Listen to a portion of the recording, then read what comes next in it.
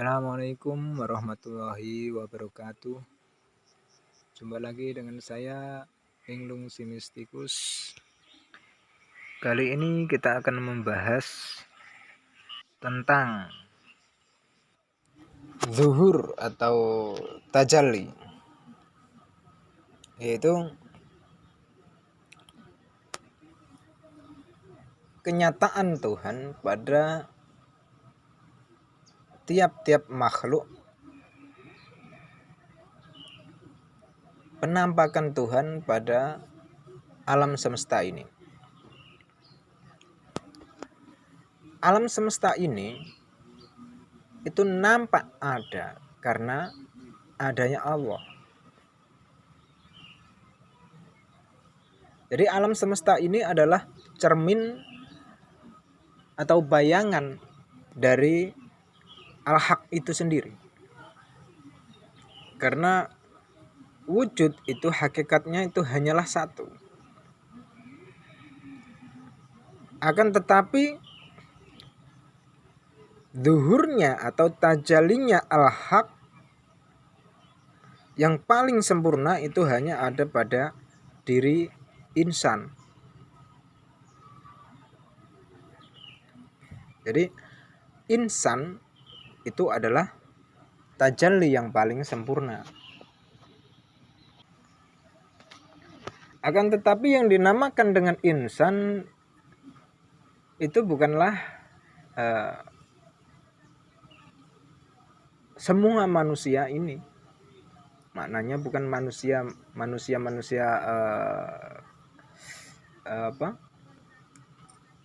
pada umumnya, karena ada manusia yang mana di situ disebut dengan nas, ada yang disebut dengan al-basar. Nah, tajallinya al-haq yang paling sempurna itu hanya pada insan, bukan pada an-nas atau al-basar. Keterangan tentang al-basar atau an-nas itu bisa dilihat dalam pengkajian kitab Sirul Asror di beranda saya, beranda halaman saya si Seniman Gendeng di Facebook.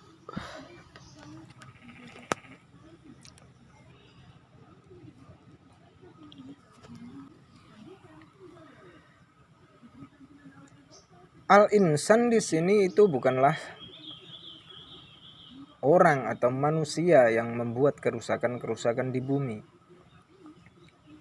Memang semuanya itu adalah tajalinya al-haq. Akan tetapi di sini hanya pada diri insan itu penampakan al-haq itu sempurna. Makanya manusia itu menjadi khalifah fil ardi, menjadi khalifah di bumi. Nah, bumi di sini itu harusnya kita mulai dengan bumi di dalam diri kita sendiri. Kita perbaiki diri kita, kita isi dengan akhlakul karimah. Jangan berbuat kerusakan, jangan dikit-dikit kafir, dikit-dikit bid'ah. Itu namanya kita keluar diri. Karena hukum itu dibuat itu untuk masing-masing pribadi. Gitu. Jadi kita itu hanya menyampaikan, bukan memaksakan. Syariat itu gunanya itu untuk perbaikan, untuk membatasi nafsu, di mana nafsu kemarin saya katakan mempunyai kebebasan yang sangat mutlak. Nah, kebebasan mutlak itu tanpa batas. Kalau tanpa batas itu pasti akan membuat kerusakan. Makanya syariat itu harus dipahami bahwa ketika kita itu karena syariat, bagi orang-orang yang telah memahaminya itu kewajibannya hanya menyampaikan, bukan memaksakan. Orang-orang di luar Islam, mereka menganggap bahwa orang Islam itu terlalu memaksa. Ya benar, karena kebanyakan ahli syariat itu dia tidak bertindak sebagai seorang utusan, tidak berakhlak sebagaimana akhlak Rasul, yaitu tabligh, menyampaikan. Jadi bukan memaksakan. Kalau memaksakan ya itu akibatnya ada bom bunuh diri, dianggap jihad dasmu itu. Lantas apakah ketika manusia itu adalah tajalli atau penampakan atau kenyataan dari al-haq, apakah di situ lantas dikatakan bahwa al-haq itu bertempat pada hambanya, pada insan? Tidak. Tajalli atau duhur atau penampakan itu tidak lantas bermakna bahwa al-haq itu bertempat pada makhluknya. Makanya dalam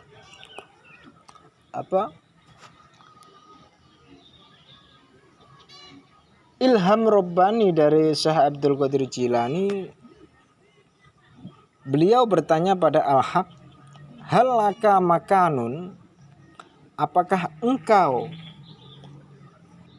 punya tempat atau apakah engkau bertempat?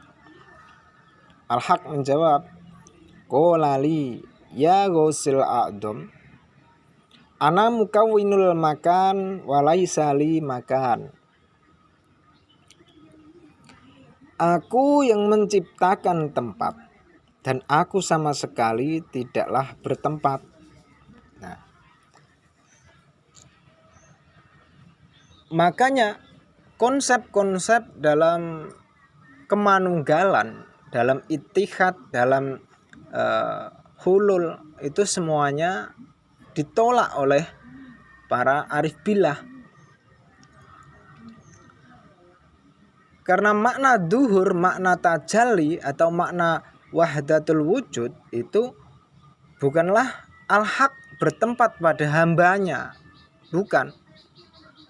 Tapi hamba itu adalah kenyataan dari al-haq.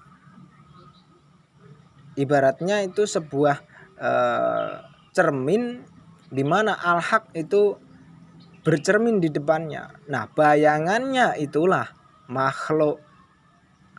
Kalau begitu yang wujud itu siapa? Ya al-haq itu sendiri. Yang wujud itu al-haq. Makhluk hanyalah bayangannya. Dan bayangan itu tidaklah mempunyai wujud hakiki. Jadi bukan berarti bahwa yang bercermin itu menyatu dengan bayangannya. Kalau menyatu dengan bayangannya, itu tidaklah masuk akal. Karena yang mempunyai wujud kan yang bercermin. Ittihad itu maknanya itu manunggal. Manunggal itu mereka mengartikan bahwa ada dua wujud, di mana wujud yang satu itu menyatu dengan wujud yang satunya. Kalau wujud yang satunya itu merasuk dalam yang satunya, itu namanya hulul atau reinkarnasi. Nah, kesemuanya itu ditolak oleh arif billah. Maksudnya ditolak itu bagi i'tiqad mereka sendiri, bukan untuk dipaksakan kepada orang lain.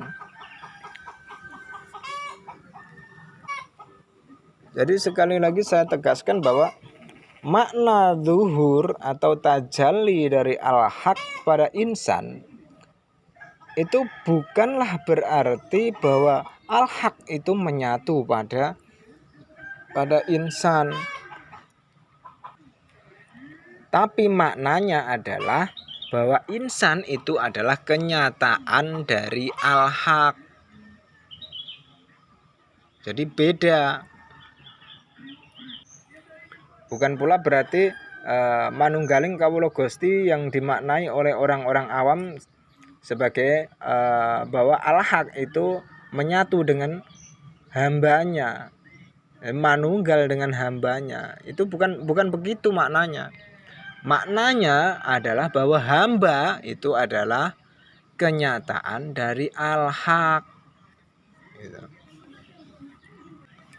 Makanya pada ilham Rabbani selanjutnya itu dikatakan bahwa halaka aklun wasurbun, apakah engkau makan dan minum?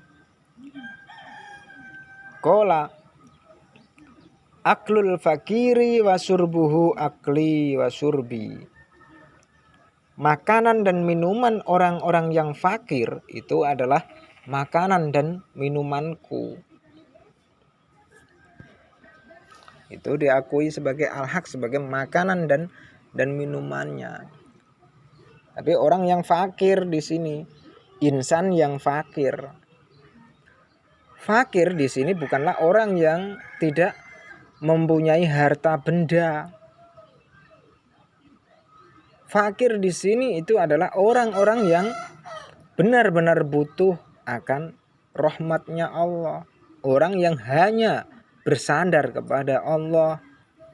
Orang yang di dalam hatinya itu tidak ada apapun kecuali Allah. Itu juga tidak lantas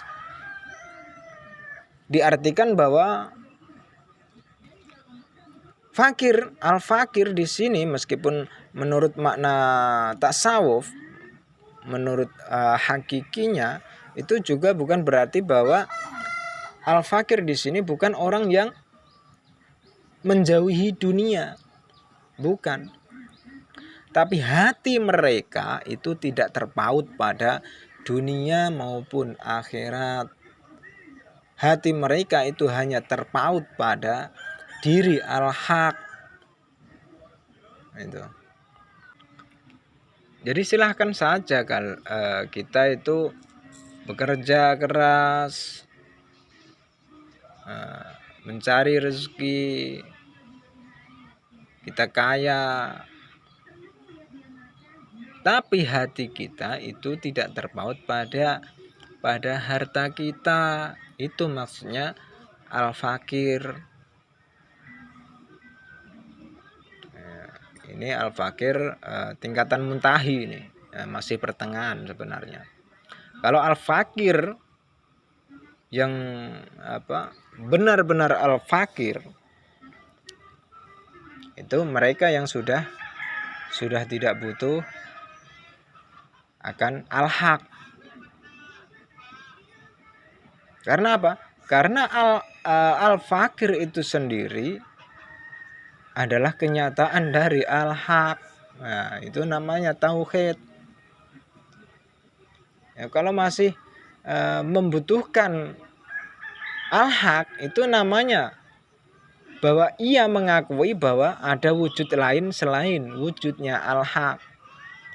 Padahal dirinya itu adalah kenyataan al-haq. Gitu.